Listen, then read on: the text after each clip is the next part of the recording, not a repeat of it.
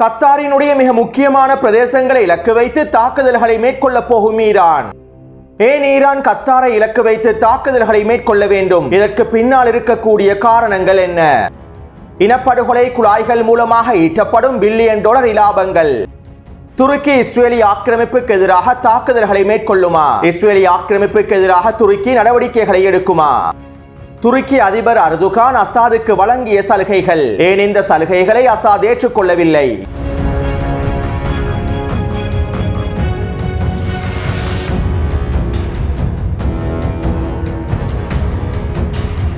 துருக்கிக்கு எவ்வாறு இஸ்ரேலி ஆக்கிரமிப்பு முக்கியமோ அதே போன்று இஸ்ரேலி ஆக்கிரமிப்புக்கும் துருக்கியானது மிக முக்கியமானதாகும். அதே நேரம் இரு தரப்பினருக்கும் இடையிலான விகிதங்களை நாங்கள் எடுத்து நோக்குவோமாக இருந்தால் துருக்கிக்கு இஸ்ரேலி ஆக்கிரமிப்பு மிக முக்கியமானதாகும். இஸ்ரேலி ஆக்கிரமிப்பு துருக்கியை ஓரம் கட்டினாலும் துருக்கியினால் இஸ்ரேலி ஆக்கிரமிப்பினை ஓரம் கட்ட முடியாது. துருக்கிக்கு எதிராக இஸ்ரேலி ஆக்கிரமிப்பு எல்லா விதமான நடவடிக்கைகளை எடுத்தாலும் இஸ்ரேலி ஆக்கிரமிப்புக்கு எதிராக துருக்கியினால் எந்த விதமான நடவடிக்கைகளையும் எடுக்க முடியாது. இஸ்ரேலி ஆக்கிரமிப்பு துருக்கிக்கும் இடையில் அதிகளவான வர்த்தக ஒப்பந்தங்கள் காணப்படுகின்றன. துருக்கிக்கும் இஸ்ரேலி ஆக்கிரமிப்புக்கும் இடையிலான வர்த்தக ஒப்பந்தங்கள் பல $1 பில்லியன் வியாபாரங்களாகும். அதிலும் குறிப்பாக இஸ்ரேலி ஆக்கிரமிப்புக்கும் துருக்கிக்கும் இடையிலான எனர்ஜி கொரிடோர் என்கின்ற சக்தி பரிமாற்ற பாதையானது முக்கிய இடத்தை பிடித்துள்ளது. துருக்கியை போன்ற இஸ்ரேலி ஆக்கிரமிப்புக்கும் அசர்பைஜானுக்கும் இடையில் மிகப்பெரிய பொருளாதார வர்த்தகம் நடைபெற்று வருகின்றது. இன்னும் ஒரு விதத்தில் குறிப்பிடுவதாக இருந்தால் இஸ்ரேலி ஆக்கிரமிப்புக்கு அசர்பைஜான் மிக முக்கியமானதாகும். துருக்கிக்கு இஸ்ரேலி ஆக்கிரமிப்பு எவ்வளவு முக்கியமோ அதே போன்ற இஸ்ரேலி ஆக்கிரமிப்புக்கும் அசர்பைஜான் மிக முக்கியமானதாகும். சுருக்கமாக குறிப்பிடுவதாக இருந்தால் துருக்கியும் அசர்பைஜான் நாடும் இல்லாவிட்டால் மத்திய கிழக்கு பிராந்தியத்திலே இஸ்ரேலி ஆக்கிரமிப்பின் பொருளாதாரம் வீழ்ச்சி அடைந்துவிடும். மேலும் இந்த மூன்று நாடுகளுக்கும் இடையில் எண்ணெய் வர்த்தகத்தினுடைய ஏற்றுமதி இறக்குமதியும் எரிவாயு வர்த்தகத்தின் ஏற்றுமதியும் இறக்குமதியும் முக்கிய இடத்தை பிடித்துள்ளன. இஸ்ரேலி ஆக்கிரமிப்புக்கு ஒரு நாளைக்கு 2,20,000 பேரல்கள் கச்சா எண்ணெய் தேவைப்படுகின்றது. இந்த 2,20,000 பேரல் கச்சா எண்ணெய்களையும் ஒவ்வொரு நாளும் இஸ்ரேலி ஆக்கிரமிப்பு இறக்குமதி செய்கின்றது. மத்திய கிழக்கு பிராந்தியத்திலே ஈரான் எண்ணெய் ஏற்றுமதிகளை மேற்கொள்கின்றது. இருப்பினும் ஈரான் இஸ்ரேலி ஆக்கிரமிப்புக்கான எண்ணெய் ஏற்றுமதியினை முழுமையாக தடுத்து நிறுத்தியுள்ளது. ஈரானினுடைய எண்ணெய்கள் இன்னும் ஒரு நாட்டின் மூலமாக இஸ்ரேலி ஆக்கிரமிப்பை அடைவதையும் ஈரான் முழுமையாக தடுத்து நிறுத்தியுள்ளது. இதனால் மத்திய கிழக்கு பிராந்தியத்திலே இஸ்ரேலி ஆக்கிரமிப்புக்கு தேவையான அனைத்து விதமான எண்ணெய்களையும் முழுமையாக பெற்றுக்கொள்வதற்கு இஸ்ரேலி ஆக்கிரமிப்புக்கு ஒரு மிகப்பெரிய சவாலாக அமைந்துள்ளது. இப்படியான நிலைமையில் தான் இஸ்ரேலி ஆக்கிரமிப்பு அசர்பைஜான் நாட்டிலிருந்து 70% எண்ணெய்களை இறக்குமதி செய்கின்றது. இஸ்ரேலி ஆக்கிரமிப்பின் ஒட்டுமொத்த இறக்குமதியில் 70% எண்ணெய் இறக்குமதி அசர்பைஜான் நாட்டிலிருந்து பெற்றுக் கொள்ளப்படுகின்றன. அத்தோடு இஸ்ரேலி ஆக்கிரமிப்பு அசர்பைஜான் நாட்டிலிருந்து நேரடியாக எண்ணெய்களை பெற்றுக் கொள்ளுமாக இருந்தால் அதற்கான செலவும் அதிகமாகவே அமைந்திருக்கும். மேலும் இஸ்ரேலி ஆக்கிரமிப்பு நேரடியாகவே அசர்பைஜானிடமிருந்து அனைத்து விதமான எண்ணெய்களும் பெற்றுக் கொள்ளுமாக இருந்தால் துருக்கிக்கு அதில் எந்த விதமான லாபமும் கிடைக்கப் போவதில்லை. எனவே இஸ்ரேலி ஆக்கிரமிப்பு இலகுவாக அசர்பைஜான் நாட்டில் இருக்கக்கூடிய எண்ணெயை பெற்றுக் கொள்வதற்காகவும் அவற்றிற்கான செலவீனங்களை குறைத்துக் கொள்வதற்காகவும் அதன் மூலமாக துருக்கி பல மடங்கு லாபத்தினை அடைந்து கொள்வதற்காகவும் அசர்பைஜானிலிருந்து ஒரு எண்ணெய் குழாய் வடிவமைக்கப்பட்டது. இதனை பிடிசி ஆயில் பைப்லைன் என்றும் அழைப்பார்கள். அதாவது அசர்பைஜானின் தலைநகரான பாக்குவிலிருந்து டிபிலிசி வழியாக துருக்கியினுடைய சேஹான் துறைமுகத்தினை இந்த குழாய்கள் வந்தடையும். குறித்த வரைபடத்திலே இந்த எண்ணெய் குழாய்களை பிடிசி பைப்லைன்களை உங்களுக்கு அவதானிக்கலாம். அசர்பைஜானின் தலைநகரான பாக்குவிலிருந்து ஆரம்பித்து துருக்கியினுடைய சேஹான் பிரதேசத்தினை குறித்த எண்ணெய் குழாய்கள் வந்தடையும். பிறகு துருக்கியினுடைய சேஹான் துறைமுகத்திலிருந்து இஸ்ரேலி ஆக்கிரமிப்பு சரக்கு கப்பல்கள் மூலமாக இந்த அனைத்து எண்ணெய்களையும் பெற்றுக்கொள்ளும். இதனை துருக்கி இஸ்ரேல் எனர்ஜி கொரிடோர் என்றும் அழைப்பார்கள். மேலும் இதற்காக இஸ்ரேலி ஆக்கிரமிப்புக்கும் அசர்பைஜானுக்கும் துருக்கிக்கும் இடையிலே பல ஒப்பந்தங்களும் கைச்சாத்திடப்பட்டுள்ளன. மேலும் இந்த எண்ணெய் குழாய் வழியாக செல்லக்கூடிய ஒவ்வொரு பேரல் எண்ணெய்க்கும் $1.27 இஸ்ரேலி ஆக்கிரமிப்பு துருக்கிக்கு வழங்குகின்றது. அதே போன்று அசர்பைஜான் நாடும் அவர்களுடைய லாபங்களில் இருந்து ஒரு பகுதியினை துருக்கிக்கு வழங்குகின்றார்கள். எனவே குறித்த குழாயினூடாக இஸ்ரேலி ஆக்கிரமிப்பு ஒரு நாளைக்கு 2,00,000க்கும் அதிகமான எண்ணெய் பேரல்களை பெற்றுக் கொள்கின்றது. இஸ்ரேலி ஆக்கிரமிப்புக்கும் துருக்கிக்கும் இடையிலான இந்த எனர்ஜி கொரிடோரை பயன்படுத்தி இஸ்ரேலி ஆக்கிரமிப்புக்கான எரிவாயு ஏற்றுமதியையும் மேற்கொண்டது. குறித்த வரைபடத்திலே நீல நிறத்தினால் காண்பிக்கப்பட்டிருக்கக்கூடிய பாதையானது எரிவாயு குழாய்களை கொண்டிருக்கக்கூடிய பாதையாகும். துருக்கியின் சாம்சன், அங்காரா மற்றும் சேஹான் பிரதேசங்களுக்கிடையே இந்த குழாய்கள் அமைக்கப்பட்டுள்ளன. எனவே இந்த குழாய்கள் வழியாக எரிவாயுவினை துருக்கியானது இஸ்ரேலி ஆக்கிரமிப்புக்கு ஏற்றுமதி செய்கின்றது.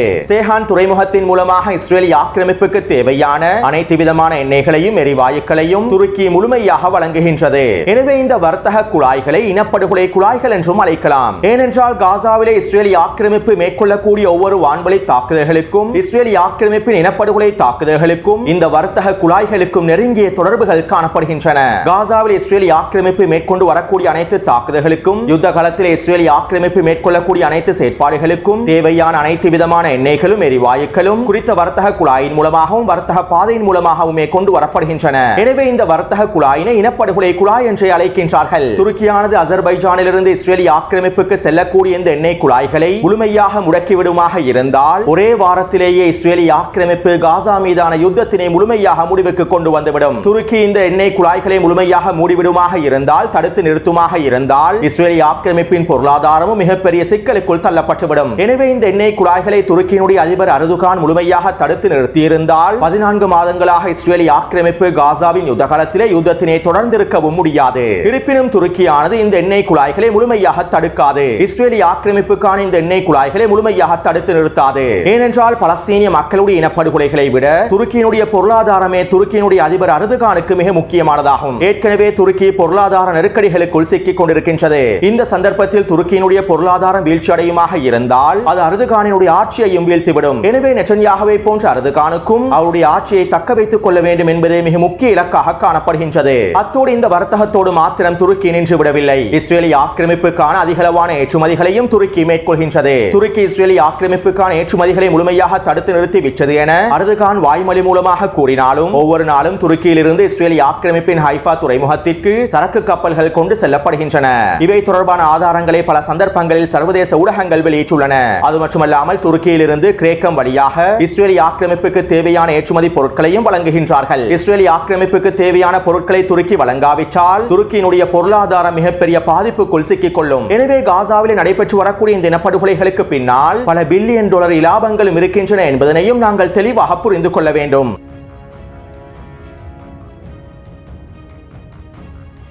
அடுத்து தற்போதைய சூழ்நிலையில் இன்னும் ஒரு மிக முக்கியமான வர்த்தக குழாய் தொடர்பாகவும் நீங்கள் முழுமையாக தெரிந்து கொள்ள வேண்டும். மத்திய கிழக்கிலிருந்தும் கிழக்காசியாவிலிருந்தும் வரக்கூடிய வர்த்தக பாதைகள் அனைத்தும் துருக்கியின் ஊடாகவே ஐரோப்பாவிற்குள் நுழைய வேண்டும் என்பது துருக்கியினுடைய மிக முக்கியமான திட்டமாகும். மத்திய கிழக்கு பிராந்தியத்திலிருந்தும் கிழக்கு ஆசியாவிலிருந்தும் யார் எந்த பொருட்களை ஏற்றுமதி செய்தாலும் அந்த பொருட்கள் அனைத்தும் துருக்கியின் ஊடாகவே ஐரோப்பாவிற்கு செல்ல வேண்டும் என்பதே துருக்கியினுடைய மிக முக்கியமான திட்டமாகும். இந்த திட்டத்தினை துருக்கி முழுமையாக செயற்படுத்துவதன் மூலமாக துருக்கியினுடைய பொருளாதாரத்தை வளப்படுத்தலாம் என்பதே துருக்கி அதிபருடைய எண்ணமாகும். இதற்கமைவாக 2009ஆம் ஆண்டு ஐரோப்பாவிற்குள்ளே நுழையக்கூடிய அனைத்து எரிவாயுக்களும் துருக்கியினூடாகவே கொண்டு செல்லப்பட வேண்டும் என துருக்கி திட்டமிட்டிருந்தது. இதற்காக துருக்கி கத்தாரை இலக்கு வைத்தது. கத்தாருடன் பேச்சுவார்த்தைகளை மேற்கொண்டு ஒப்பந்தங்களை மேற்கொண்டு கத்தாரிலே இருக்கக்கூடிய எரிவாயுவை துருக்கியின் மூலமாக ஐரோப்பாவிற்குள் விநியோகம் செய்வதற்கு துருக்கியினுடைய அதிபர் அர்துகான் திட்டமிட்டார். மத்திய கிழக்கு பிராந்தியத்தில் எரிவாயு உற்பத்தியை மிகப்பெரிய அளவில் செய்யக்கூடிய நாடாக கத்தார் காணப்படுகின்றது. உலகிலே இருக்க எரிவாயு இருப்புகளில் 14% எரிவாயு இருப்புகள் கத்தாரில் தான் காணப்படுகின்றன.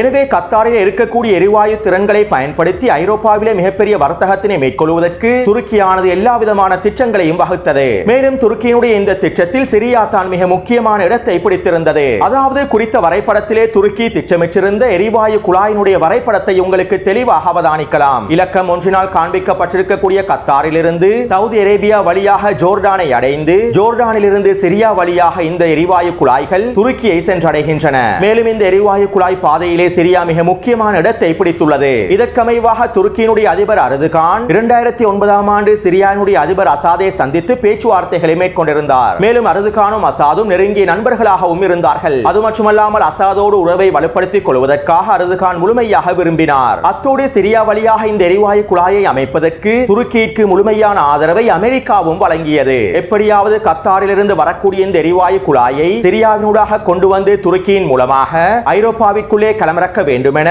அமெரிக்காவும் துருக்கிக்கு முழுமையான ஆதரவை வழங்கியது. இந்த சந்தர்ப்பத்தில் ஏன் அமெரிக்கா துருக்கிக்கு முழுமையான ஆதரவை வழங்க வேண்டும் என்கின்ற கேள்விகள் உங்கள் மத்தியில் எழலாம். ஏனென்றால் கத்தாரிலிருந்து சிரியாவினூடாக இந்த எரிவாயு குழாயானது துருக்கியின் மூலமாக ஐரோப்பாவிற்குள்ளே களமிறக்கப்படுமாக இருந்தால் ஐரோப்பாவிற்கு வழங்கக்கூடிய ரஷ்யாவின் ஒட்டுமொத்த எரிவாயு வர்த்தகமும் முழுமையாக துண்டிக்கப்பட்டுவிடும். ஐரோப்பியர்கள் ரஷ்யாவிடமிருந்து எரிவாயுவை பெற்றுக் கொள்ளாமல் துருக்கி துருக்கியின் மூலமாக எரிவாயுவை பெற்றுக் கொள்வார்கள். எனவே இந்த சந்தர்ப்பத்தில் ரஷ்யாவுடைய பொருளாதாரத்தை வீழ்த்துவதற்கு அமெரிக்கா துருக்கிக்கு முழுமையான ஆதரவை வழங்கியது. அது மட்டுமல்லாமல் இன்னும் ஒரு மிக முக்கியமான காரணமும் இருக்கின்றது. துருக்கியினுடைய அதிபர் அர்துகானும் அமெரிக்காவும் ஒன்றிணைந்து இந்த எரிவாயு குழாய் திட்டத்தினை உருவாக்குவதற்கு முன்பே ரஷ்யா ஈரான் மூலமாகவும் ஈராக்கின் மூலமாகவும் எரிவாயு விநியோகத்தை மேற்கொள்வதற்கு திட்டமிட்டிருந்தது. அதாவது ஈரானின் மேற்கு பிரதேசத்திலே ஆரம்பிக்கப்படக்கூடிய எரிவாயு குழாய்கள் ஈராக்கினூடாகவும் சிரியாவினூடாகவும் ஐரோப்பாவை அடைவதற்கு ரஷ்யா திட்டமிட்டிருந்தது. எனவே இந்த திட்டத்தினை அறிந்து கொண்ட அமெரிக்காவும் துருக்கியும் இதனை முழுமையாக தடுத்து நிறுத்துவதற்காகவே கத்தாரிலிருந்து சிரியா வழியாக எரிவாயு குழாயை அமைப்பதற்கு திட்டமிட்டார்கள். ஆனால் அமெரிக்க பின்புலத்தை கொண்டிருக்கக்கூடிய துருக்கியின் இந்த திட்டங்களை அசாத் முழுமையாக மறுத்துவிட்டார். தன்னுடைய நண்பனான ரஷ்யாவை பகைத்துக் கொள்ள முடியாது என்பதற்காக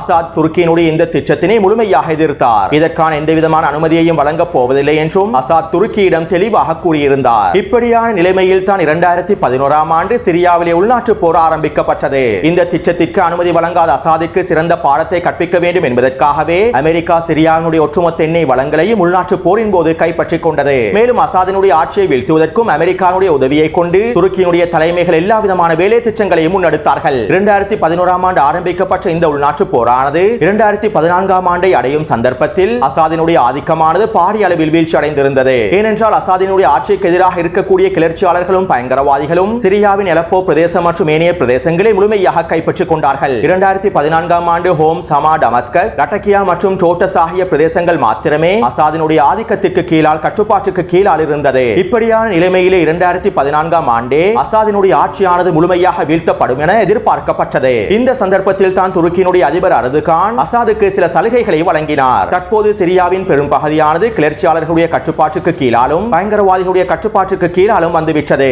எனவே நீங்கள் சிரியாவுடனான எரிவாயு குழாயை அமைப்பதற்கு சம்மதம் வழங்கினால் இந்த கிளர்ச்சியாளர்களையும் பயங்கரவாதிகளையும் பின்வாங்குவதற்கான அடுத்த கட்ட வேலை திட்டங்களை அமெரிக்காவுடன் மேற்கொள்கின்றேன் என துருக்கியினுடைய அதிபர் தெரிவித்திருந்தார். இருப்பினும் நண்பன் ரஷ்யாவை விட்டுக் கொடுக்க முடியாத அசாத் துருக்கி அதிபருடைய அந்த சலுகைகளை முழுமையாக நிராகரித்தார். இதைத் தொடர்ந்து 2014ஆம் ஆண்டு சிரியாவின் உள்நாட்டு போரானது உச்சக்கட்டத்தை அடைந்தது. களத்திலே ரஷ்யா முழுமையாக களமிறங்கி பயங்கரவாதிகளை விரட்டி அடிப்பதற்கான தாக்குதல்களை மேற்கொண்டிருந்தது. இதைத் தொடர்ந்து 2016ஆம் ஆண்டு இறுதி பகுதியில் அலப்போ பிரதேசத்தினை முழுமையாக மீட்டெடுத்தார்கள். மேலும் இதற்கு பிறகு சிரியாவின் பல பிரதேசங்களையும் அசாதினுடைய இராணுவம் முழுமையாக மீட்டெடுத்தது. எனவே தற்போது 10 வருடங்கள் கழித்து அமெரிக்காவின் ஆதரவோடு துருக்கியினுடைய முழுமையான தலைமைக்கு கீழால் அசாதினுடைய ஆட்சியானது முழுமையாக வீழ்த்தப்பட்டுள்ளது. இப்படியான நிலைமையில் நேற்றைய தினம் துருக்கியினுடைய எரிசக்தி அமைச்சர் இவ்வாறு தெரிவித்துள்ளார். அசாதினுடைய ஆட்சியை கவிழ்க்கப்பட்டதை தொடர்ந்து கத்தாரிலிருந்து சிரியா வழியாக துருக்கிக்கான எரிவாயு குழாய்களை அமைப்பதற்கான வேலை திட்டங்களை நாங்கள் ஆரம்பிக்க போவதாக துருக்கியினுடைய எரிசக்தி அமைச்சர் தெரிவித்துள்ளார். அசாதினுடைய அரசாங்கம் வீழ்த்தப்பட்டு ஒரு மாதம் கூட நிறைவடையாத நிலைமையில் துருக்கியானது எரிவாயு குழாய் திட்டத்தினை ஆரம்பிப்பதற்கான வேலை திட்டங்களை ஆரம்பித்துவிட்டது.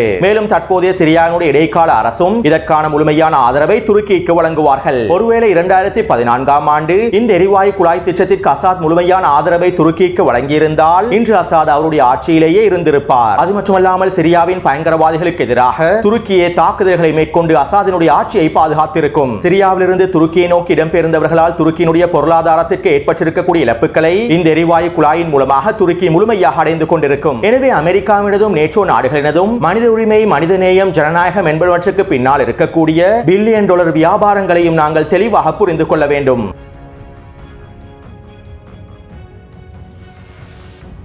அடுத்து இஸ்ரேலிய ஆக்கிரமிப்பு சிரியாவிலே உச்ச வான்வழி தாக்குதல்களை மேற்கொண்டு வருகின்றது. சிரியாவினுடைய வான் பாதுகாப்பு அமைப்புகள் சிரியாவின் வான்படை இலக்குகள், முக்கியமான ரேடர் கருவிகள் என அனைத்து தளங்களை இலக்கு வைத்தும் இஸ்ரேலிய ஆக்கிரமிப்பு வான்வழி தாக்குதல்களை மேற்கொண்டு வருகின்றது. இதனால் 85%க்கும் அதிகமான இராணுவ திறன்கள் சிரியாவிலே முழுமையாக அழிக்கப்பட்டு விட்டன. அது மட்டுமல்லாமல் மிக முக்கியமான மூலோபாய பிரதேசமான மவுண்ட் ஹெர்மோன் பிரதேசத்தையும் இஸ்ரேலிய ஆக்கிரமிப்பு முழுமையாக கைப்பற்றிக் கொண்டுள்ளது. 2 மாதத்திற்கு முன்பு இஸ்ரேலிய ஆக்கிரமிப்பு ஈரானுக்கு எதிரான தாக்குதல்களை மேற்கொள்ளும் சந்தர்ப்பத்தில் வான்வழி தாக்குதல்களை மேற்கொள்ளும் சந்தர்ப்பத்தில் சிரியாவிலே இருக்கக்கூடிய வான் பாதுகாப்பு அமைப்புகள் மூலமாகவும் ரேடர் கருவிகள் மூலமாகவும் ஈரானிய தரப்பினர் எல்லா விதமான தகவல்களையும் பெற்றுக் கொண்டார்கள். சிரியாவின் வான்பரப்பிற்குள்ளே இஸ்ரேலிய ஆக்கிரமிப்பின் போர் விமானங்கள் நுழைந்ததும் எல்லா விதமான தயார்படுத்தல்களையும் ஈரானிய தரப்பினர் மேற்கொண்டிருந்தார்கள். இதன் மூலமாக இஸ்ரேலிய ஆக்கிரமிப்பின் ஒட்டுமொத்த வான்வழி தாக்குதல்களையும் ஈரான் முழுமையாக முறியடித்தது. ஆனால் தற்போதைய நிலைமையானது அவ்வாறல்ல. சிரியாவுடைய ஒட்டுமொத்த வான்பரப்பையும் இஸ்ரேலிய ஆக்கிரமிப்பு சிதைத்து விட்டது. சிரியாவில் இருக்கக்கூடிய அனைத்து திறன்களையும் இஸ்ரேலிய ஆக்கிரமிப்பு முழுமையாக அளித்து வைத்துவிட்டது. அது மட்டுமல்லாமல் சிரியாவின் வான்பரப்பினூடாக இஸ்ரேலிய ஆக்கிரமிப்பு சுதந்திரமாகவும் செயல்பட முடியும். எனவே இந்த நிலைமைகள் தற்போது ஏற்பட்டிருப்பதன் விளைவாகத்தான் டொனால்ட் ட்ரம்ப் ஜனாதிபதியாக பதவியேற்பதற்கு முன்பே ஈரான் மீது வான்வழி தாக்குதல்களை மேற்கொள்வதற்கு இஸ்ரேலிய ஆக்கிரமிப்பு ராணுவம் தயாராகி வருகின்றது. ஈரானினுடைய அணுசக்தி நிலையங்களை இலக்கு வைத்து தாக்குதல்களை மேற்கொள்வதற்கு டொனால்ட் ட்ரம்பும் அனுமதி வழங்குவதற்கு தயாராக இருப்பதாகவும் செய்திகள் வெளியாகியுள்ளன. எனவே இப்படியான நிலைமையில் தான் ஈரானின் அணுசக்தி பேச்சுவார்த்தை குழுவினுடைய முன்னாள் தலைவராக இருக்கக்கூடிய மிக முக்கியமான பேராசிரியர் மராந்தி அவர்கள் இவ்வாறு தெரிவித்துள்ளார். இஸ்ரேலிய ஆக்கிரமிப்பு ஈரானின் அணுசக்தி நிலையங்களை இலக்கு வைத்து தாக்குதல்களை மேற்கொள்ளுமாக இருந்தால் நாங்கள் கத்தாரில் இருக்கக்கூடிய எரிவாயு தளங்களை இலக்கு வைத்து தாக்குதல்களை மேற்கொள்வோம். கத்தாரின் ஒட்டுமொத்த எரிவாயு திறன்களை இலக்கு வைத்தும் நாங்கள் தாக்குதல்களை மேற்கொள்வோம் என ஈரானின் அணுசக்தி குழுவினுடைய முன்னாள் தலைவர் தெரிவித்துள்ளார். ஈரானின் அணுசக்தி நிலையங்களை இலக்கு வைத்து இஸ்ரேலிய ஆக்கிரமிப்பு தாக்குதல்களை மேற்கொண்டால் ஈரான் ஒரு பொழுதும் வாய் மூடி மௌனம் காக்காது. கத்தாரில் இருக்கக்கூடிய எரிவாயு தளங்களை இலக்கு வைத்து ஈரான் தாக்குதல்களை மேற்கொள்ளுமாக இருந்தால் அது துருக்கிக்கு மிகப்பெரிய இழப்பாக மாறிவிடும். சிரியாவினூடாக எரிவாயு குழாய்களையும் துருக்கியினால் அமைக்க முடியாமல் போய்விடும். எனவே ஈரானிய தலைமைகள் இவ்வாறு தெரிவித்திருப்பது துருக்கிக்கு மிகப்பெரிய அழுத்தத்தை வழங்கியுள்ளது. இதனால் இஸ்ரேலிய ஆக்கிரமிப்பு ஈரானின் அணு ஆயுத தளங்களை இலக்கு வைத்து தாக்குதல்களை மேற்கொள்ளக்கூடாது என்பதற்காக துருக்கி அமெரிக்காவுக்கும் இஸ்ரேலிய ஆக்கிரமிப்புக்கும் அழுத்தங்களை வழங்கும். இந்த அழுத்தத்தினை துருக்கியே வழங்க வேண்டும் என்பதற்காகத்தான் ஈரானிய தலைமைகள் கத்தாரினுடைய எரிவாயு தளங்களை இலக்கு வைத்து நாங்கள் தாக்குதல்களை மேற்கொள்வோம் என ஒரு தரமான காய் நகர்த்தலை மேற்கொண்டுள்ளார்கள். எனவே தற்போது ஈரான் இந்த சதுரங்க ஆட்டத்திலே வேறு விதமாக ஆடுவதற்கு துவங்கிவிட்டது. ஈரானினுடைய அணுசக்தி நிலையங்களை இஸ்ரேலிய ஆக்கிரமிப்பு தாக்கினால் ஒட்டுமொத்த மத்திய கிழக்கு பிராந்தியமும் பற்றி எரியும். மத்திய கிழக்கில் இருக்கக்கூடிய அமெரிக்க ராணுவ தளங்களையும் ஈரானிய தரப்பினர் முழுமையாக அழிப்பார்கள். எனவே இந்த பிராந்தியத்தில் அடுத்த கட்ட நகர்வுகள் எவ்வாறு அமையப் போகின்றது என்பதனை நாங்கள் பொறுத்திருந்து பார்ப்போம். அத்தோடு இந்த நிலைமைகளை முழுமையாக தெரிந்து கொள்ளாத பலர் இஸ்ரேலிய ஆக்கிரமிப்புக்கு எதிராக துருக்கி தாக்குதல்களை மேற்கொள்ளும் என கனவு காண்கின்றார்கள். 14 மாதங்களாக இஸ்ரேலிய ஆக்கிரமிப்பு காசாவின் யுத்தகலத்தில் இனப்படுகொலை தாக்குதல்களை மேற்கொண்டு வருகின்றது. இந்த சந்தர்ப்பத்திலும் துருக்கியானது இஸ்ரேலிய ஆக்கிரமிப்புடனான வர்த்தகங்களை முழுமையாக நிறுத்தவில்லை. எனவே இதற்கு பிறகு இஸ்ரேலிய ஆக்கிரமிப்புக்கு எதிராக துருக்கி தாக்குதல்களை மேற்கொள்ளும் என நீங்கள் நினைக்கின்றீர்களா? இஸ்ரேலிய ஆக்கிரமிப்புக்கு எதிராக துருக்கி தாக்குதல்களை மேற்கொண்டால் சிரியாவுடனான எரிவாயு குழாயை அமைப்பதற்கும் இஸ்ரேலிய ஆக்கிரமிப்பு விடாது. துருக்கியின் கனவு திட்டமான இந்த எரிவாயு குழாய்களை இஸ்ரேலிய ஆக்கிரமிப்பை முழுமையாக தகர்த்துவிடும். அது மட்டுமல்லாமல் இஸ்ரேலிய ஆக்கிரமிப்புக்கு எதிராக துருக்கி தாக்குதல்களை மேற்கொண்டால் துருக்கியினுடைய பொருளாதாரமும் மிகப்பெரிய சிக்கலுக்குள் தள்ளப்பட்டுவிடும். துருக்கியினுடைய பொருளாதாரம் மிகப்பெரிய சிக்கலுக்குள் தள்ளப்பட்டால் அர்துகானின் ஆட்சியும் வீழ்த்தப்பட்டுவிடும். எனவே நெட்டன்யாகுவை போன்று அர்துகானும் தன்னுடைய ஆட்சியை பாதுகாத்துக் கொள்ள வேண்டும். இதனால் நெட்டன்யாகுவோடு அர்துகான் எப்போதும் நெருங்கிய உறவை பலப்படுத்துவார். எனவே இந்த காணொலியின் மூலமாக சில முக்கியமான விடயங்களை நீங்கள் தெளிவாக புரிந்து கொண்டிருப்பீர்கள். அத்தோடு இவை தொடர்பான உங்களுடைய கருத்துக்களையும் பதிவிடுங்கள். தொடர்ந்து என்னுடன் இணைந்திருங்கள். நன்றி, வணக்கம்.